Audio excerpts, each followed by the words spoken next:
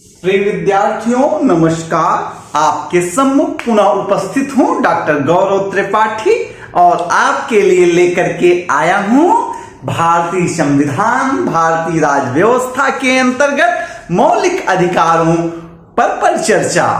प्रिय विद्यार्थियों, जैसा कि आपको मैंने पिछले वीडियोज में अनुच्छेद 12, 13, 14, 15 और 16 पढ़ाया, आज हम आपको अपने इस वीडियो में भारतीय राज्य व्यवस्था के अंतर्गत अस्पृश्यता निवारण के विषय में मौलिक अधिकार टॉपिक के अंतर्गत समता अधिकार के संदर्भ में परिचर्चा लेकर उपस्थित हुए हैं। आप विद्यार्थियों, जैसा कि आप जानते हैं, मेरे पढ़ाने का मोटिव अब न केवल स्नातक स्तरीय कक्षाएं हैं अपितु आईएएस, पीसीएस की मेंस परीक्षाएं, साथ ही साथ उनकी प्रीलिम्स परीक्षाएं, PET, TET, RET, CRET, UGC NET, इन सारी परीक्षाओं के संदर्भ में हम फैक्ट और अवधारणाएं लेकर के प्रस्तुत होते हैं। और आइए हम देते हैं बात करते हैं मौलिक अधिकारों के पार्ट 5 में अस्पृश्यता अनुच्छेद 17 की बात करते हैं। भारतीय संविधान का अनुच्छेद 17 किसका? भारतीय संविधान का अनुच्छेद 17 कहता है कि अस्पृश्यता का अंत किया जाता है। हम क्या पढ़ रहे हैं? समता का अधिकार पढ़ रहे हैं। विद्यार्थियों, हम समता का अधिकार पढ़ रहे हैं और समता के अधिकार के अंतर्गत क्या पढ़ रहे हैं? अनुच्छेद 17 पढ़ रहे हैं। अनुच्छेद 17 संविधान में कहता है, उसके बेयर एक्ट में लिखा हुआ है कि अस्पृश्यता का अंत किया जाता है। आप देखिए क्या कह रहा है? अस्पृश्यता का अंत किया जाता है और उसका किसी भी रूप में आचरण निषिद्ध किया जाता है। अस्पृश्यता का अंत किया जाता है और उसका किसी भी रूप में आचरण निषिद्ध किया जाता है। अस्पृश्यता से उपजी निर्योग्यता लागू करना दंडनीय अपराध होगा, जिसके लिए विधि बनेगी। क्या कहता है? कि अस्पृश्यता का अंत किया जाता है तथा इसका किसी भी रूप में इसका अस्पृश्यता का किसी भी रूप में आचरण अपराध है। क्या होगा? किसी भी रूप में आचरण निषिद्ध किया जाता है। किसका? अस्पृश्यता का। अस्पृश्यता का अंत हो रहा है। क्या हो रहा है? अंत हो रहा है और इसका आचरण निषिद्ध किया जा रहा है। और अस्पृश्यता से पैदा हुई किसी भी नियोग्यता को लागू करना, यानी कि अस्पृश्यता के कारण किसी को अयोग्य बनाना, नियोग्यता मतलब अयोग्य घोषित करना, उसको योग्य न रह जाए, यदि आप उसको लागू करेंगे तो विधि के अनुसार दंडनीय अपराध होगा। विद्यार्थियों, संविधान जब लागू हुआ तो देश एक सामाजिक बुराई से जकड़ा हुआ था। वो बुराई थी छुआछूत की बुराई। मत छू, हम बड़े तुम, ये आया जातीय व्यवस्था के अंतर्गत। समाज का एक वर्ग इस सामाजिक बुराई का शिकार हो गया और भारत का जो संविधान था वो ये चाहता है कि भारत से इस सामाजिक बुराई का अंत कर दिया जाए। क्या कर दें? इस सामाजिक बुराई का अंत कर दें। इसलिए संविधान में सीधे लिख दिया गया कि अस्पृश्यता का अंत किया जाता है। केवल हम इतनी बात करते हैं, अस्पृश्यता का अंत किया जाता है और उसका किसी भी रूप में आचरण निषिद्ध किया जाता। किसी भी प्रकार से छुआछूत का व्यवहार एकदम रोक लगा दिया जाता है। किसी भी तरीके से उपयोग में छुआछूत नहीं लाया जाएगा। और यदि क्या करता है, यदि कोई अस्पृश्यता से उपजी निर्योग्यता को लागू करेगा तो वो अपराध होगा और विधि के अनुसार दंडनीय होगा। विधि क्या होगी? संविधान के अनुच्छेद 35 के सेकंड पार्ट में बताया गया कि अस्पृश्यता का अपराध ही जो होगा, अस्पृश्यता के कानून का जो उल्लंघन करेगा, अस्पृश्यता का जो प्रचार प्रसार करेगा, अस्पृश्यता का जो क्या करेगा, क्रियान्वयन करेगा, उसको क्या दंड मिले। इस संदर्भ में संसद आर्टिकल 35(2) का 2 के द्वारा विधि बनाएगी। कौन बनाएगी? विधि संसद बनाएगी।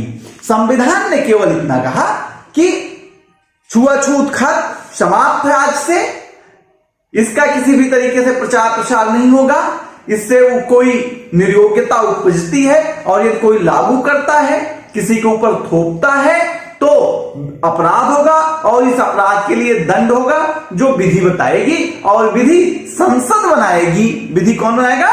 संसद बनाएगा और विधि के अनुसार व्यक्ति दंडित होगा। इतनी बात आपको आ गई होगी। हम आपसे केवल संविधान के आर्टिकल 17 पे बात करते हैं। ये जो अस्पृश्यता का उन्मूलन किया गया अनुच्छेद 17 में, ये आप जानते हैं कि एक सामाजिक बुराई है। क्या है? सामाजिक बुराई है।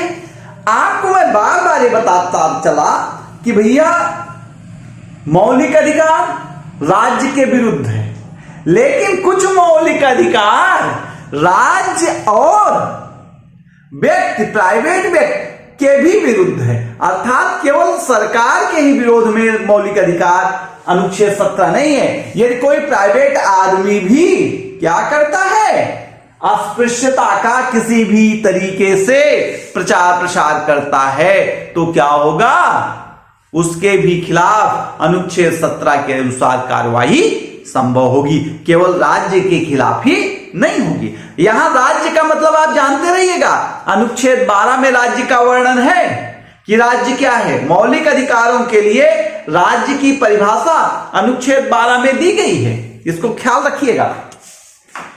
आप देखिए भारत का संविधान ना भाषा में, शैली में, प्रारूपण में अद्वितीय है, नॉर्मल नहीं है। हम जब तक पढ़ते रहे, ये बात हमको आज आपसे कह रहा हूं कि कभी भी नहीं पता था कि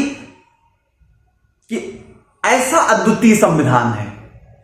आज मुझे आपके लिए जब वीडियो बना रहा हूं, पढ़ा, अध्ययन किया, तो मुझे पता लगा कि संविधान के अनुच्छेद में अस्पृश्यता को उद्धरण चिन्ह के बीच में रखा गया। आप देख रहे हैं ना, 2 इन्वर्टेड कामा के बीच में अस्पृश्यता है और यह अस्पृश्यता देखिए सिंगल इन्वर्टेड कामा के बीच में है। यह कोई टाइपिंग एरर नहीं है, टाइपिंग मिस्टेक नहीं है। क्या ये टाइपिंग मिस्टेक नहीं है? ये उद्धरण चिन्ह किसने दिया?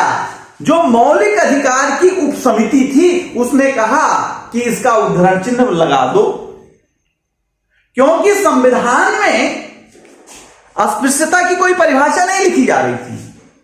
उद्धरण चिन्ह लगा करके यह बताने का प्रयास किया गया कि यह अस्पृश्यता का संदर्भ जो है वो ऐतिहासिक है और सामाजिक है।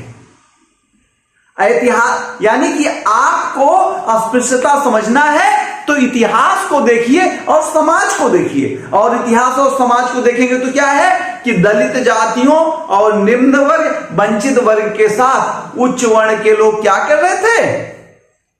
अछूत का व्यवहार कर रहे थे, अनटचेबिलिटी का व्यवहार कर रहे थे। इसलिए ये उद्धरण चिन्ह को संविधान के अनुच्छेद 17 में अस्पृश्यता के पास लगाया गया। और इस उद्धरण चिन्ह को लगाने के पीछे था कि आप जब संदर्भ लीजिए तो सामाजिक और ऐतिहासिक लीजिए, ना कि शाब्दिक अर्थ लीजिए और ना कि व्याकरणिक अर्थ लीजिए। अर्थात शाब्दिक और व्याकरणिक अर्थ ना लिया जाए, इसलिए उद्धरण चिन्ह लगाया गया। मैं पढ़ रहा था आपके लिए, तो कुछ लोगों ने संविधान सभा में कहा कि अस्पृश्यता शब्द न करके अछूत शब्द रखा जाए, कि अछूत का अंत किया जाता है, उसका किसी भी प्रकार से किसी भी रूप में आचरण जो है निषिद्ध किया जाता है, अछूत से उपजी किसी निर्योग्यता को लागू करना, तो अछूत शब्द आया। लेकिन अछूत शब्द जब संविधान सभा में रखा गया तो उस पर बहुत बहस हुई कि अछूत के कई आयाम हैं। जैसे एक आदमी तब भी अछूत होता है जब वो संक्रमण के दौर में होता है, जब महामारी कोई फैलती है तो भी कोई उसको आदमी नहीं छूता है, तो वो अछूत है। लोगों ने कहा कि खाद्य पदार्थ कुछ ऐसे हैं जो अछूत हैं। हिंदू के लिए खाद्य पदार्थ के नाम अलग हैं और मुसलमान के लिए खाद्य पदार्थ अलग हैं। मांस को देखिए, कुछ मांस हिंदू धर्म के लिए अछूत है और मुस्लिम धर्म के लिए दूसरे मांस अछूत हैं। तो खाद्य पदार्थ भी अछूत है। और कुछ निश्चित अवधियां होती हैं जब पत्नी अछूत होती है। तो इतने आयाम थे, तो संविधान सभा ने कहा कि अछूत शब्द जो है अपना ऐतिहासिक और सामाजिक संदर्भ व्यक्त करने में अक्षम, इसलिए हम क्या करेंगे, अस्पृश्यता शब्द का प्रयोग करेंगे। और मूलकार की उपसमिति ने ही कहा कि अस्पृश्यता ये जो का अंत तो किया जाता है, उसके बाद था कि उसका आचरण निषिद्ध किया जाता है। उप समिति ने कहा, कौन से फंडामेंटल राइट उप कमेटी ने कहा कि इसमें आप जोड़ दीजिए किसी भी रूप में किसका आचरण, अस्पृश्यता का। तो किसी भी रूप में संविधान सभा में जब बहस हुई तब इसमें क्या आया, मूल अधिकार उप समिति के सुझाव से किसी भी रूप में आचरण, किसी भी रूप में, यानी चाहे जिस तरीके से प्रत्यक्ष अथवा अप्रत्यक्ष किसी भी तरीके से आप क्या करते हैं, आचरण करते हैं तो निषिद्ध होगा। आप अस्पृश्यता से उपजी किसी निर्योग्यता को लागू करना अपराध होगा। अपराध का मतलब क्या होता है, कानून का उल्लंघन होगा और अपराध के लिए दंड विधि के अनुसार देय होगा। तो विधि क्या बनेगी, विधि अनुच्छेद 35 का के 2 से संसद को यह अधिकार दिया गया कि संसद इसके लिए विधि बना करके इसको लागू करेगी। ये बातें थी क्या, अस्पृश्यता के संदर्भ में। आप यही बात अब आप कहां चलें, 35(2) का प्रयोग संसद करती है, 35(2) का प्रयोग संसद करती है और कानून बनाती है कि इसके लिए आर्टिकल 17 के लिए क्या बनाती है, अस्पृश्यता अपराध अधिनियम 1955। क्या बनाती है, अस्पृश्यता अपराध अधिनियम 1955। इसमें कहा गया कि यदि किसी व्यक्ति को सामाजिक संस्था में प्रवेश करने में, जैसे स्कूल, अस्पताल आदि में एंट्री लेने में आप क्या करते हैं, रोकते हैं। आप किसी मंदिर में, किसी उपासना घर में किसी को प्रार्थना और पूजा करने से रोकते हैं, किसी सार्वजनिक सेवाओं की पहुंच से बाधित करते हैं, जैसे किसी होटल, किसी मनोरंजन स्थल, नदी का तट, नल, कुआं, यहां पर किसी को आप रोकते हैं, तो यह सब क्या माना जाएगा कि आप अस्पृश्यता को, छुआछूत को फैला रहे हैं और अनुच्छेद 17 का उल्लंघन कर रहे हैं। यह तय किया गया 1955 अस्पृश्यता अपराध अधिनियम 1955 के द्वारा। यदि आप ऐसा करेंगे तो आप दोषी माने जाएंगे, अपराधी माने जाएंगे, आपके ऊपर 500 रुपए का जुर्माना और क्या हो सकता है, 6 माह की सजा हो सकती है। बाद में ये जो अस्पृश्यता अपराध अधिनियम 1955 है, इस पर 1976 में संशोधित किया गया। कब संशोधित किया गया? 1976 में। अब इसका नाम रख दिया गया नागरिक अधिकार संरक्षण अधिनियम 1955। क्या रख दिया गया? नागरिक अधिकार संरक्षण अधिनियम 1955। इसमें अस्पृश्यता का जो पैमाना था, जो काम करने पे आपको अपराधी बना रहा था, यहां पे उसका आधार और बढ़ा दिया। क्या बढ़ा दिया? कि यदि आप शेड्यूल कास्ट के सदस्य का जाति के आधार पर अपमान करते हैं, किसके आधार पर? अनुसूचित जाति के सदस्य का किसके आधार पर अपमान करते हैं? जाति के आधार पर अपमान करते हैं, तो आप क्या होंगे? अपराधी होंगे। यदि आप किसी भी रूप में छुआछूत अस्पृश्यता पर उपदेश देते हैं, तब आप अपराधी होंगे। और क्या? यदि आप इतिहास, दर्शन, धर्म, न्यायशास्त्र, पुराण, ग्रंथ आदि के माध्यम से अस्पृश्यता को क्या ठहराते हैं? जायज ठहराते, न्यायोचित ठहराते हैं, तो भी आप क्या होंगे? अपराधी होंगे। और ये जो 1955 में 500 रुपए का जुर्माना और 6 माह की सजा थी, वो क्या हो गई? वो हो गई यहां पर 1 से 2 वर्ष की कैद। कितना हो गया? 1 से 2 वर्ष का कैद हो गया।